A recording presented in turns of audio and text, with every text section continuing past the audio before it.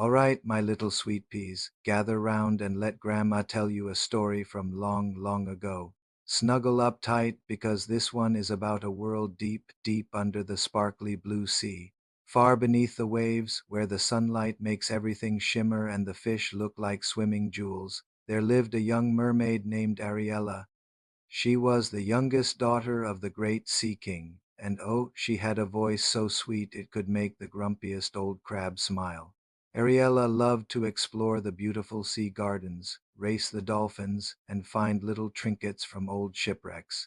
But her favorite thing in the whole world was listening to her grandmother's stories about the world above the waves, a world where humans walked on two legs, where a blanket of stars lit up the night sky, and where birds could soar through the air, free as can be.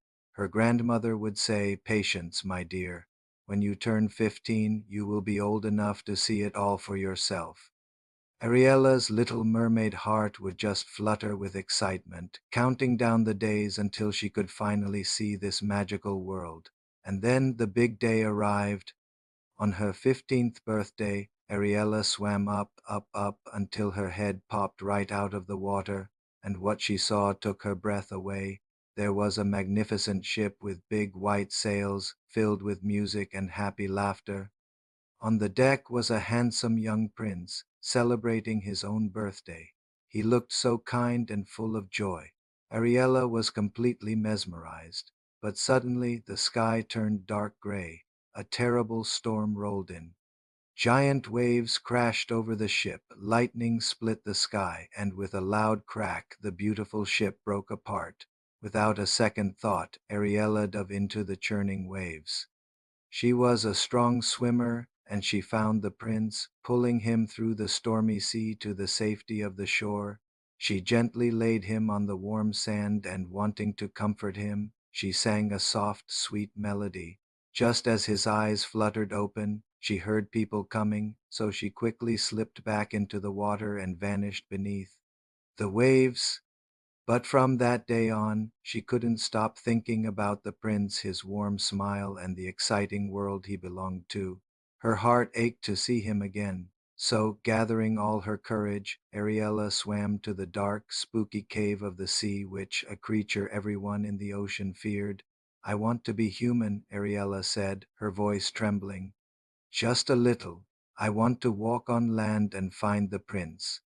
The sea which cackled, a sound like grinding stones.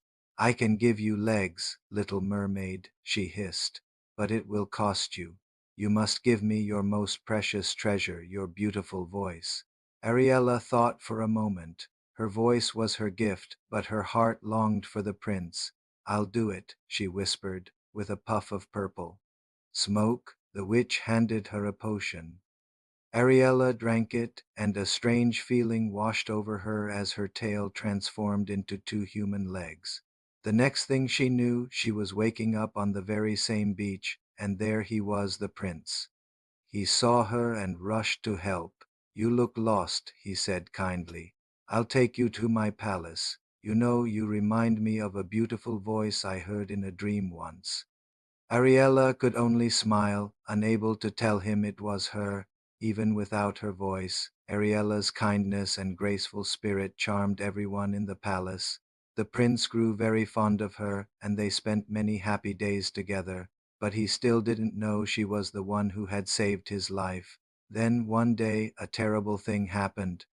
The prince was tricked into believing that another princess had rescued him from the storm.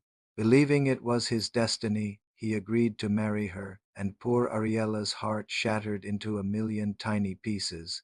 On the day of the wedding, she stood by the sea, tears streaming down her face. Her sisters rose from the water, their eyes full of sorrow. They held a shining, magical seashell. "Take this," they cried. "If you use it to turn back, you can return to the sea and be a mermaid again." But Ariela just shook her head. "I could never harm the prince," she whispered to herself. "I love him too much." As the sun began to rise, she said a silent goodbye and prepared to turn into sea foam as the witch's spell had foretold. But something amazing happened. Because her love was so pure and selfless, she didn't disappear. Instead, she felt herself being lifted up into the sky. Her heart's kindness had transformed her into a spirit of the air, and from that day on, she floated among the clouds, a gentle guardian, helping sailors find their way home and blessing kind hearts all over the world. And the moral of our story, my darlings, is that true love is about kindness and putting others first. When you love someone with your whole heart, that love never truly goes away. It becomes a part of the world forever. Thank you for listening, my little stars. I hope you enjoyed our story. If you did, don't forget to like this video and follow our channel for more bedtime tales. Good night and sleep tight.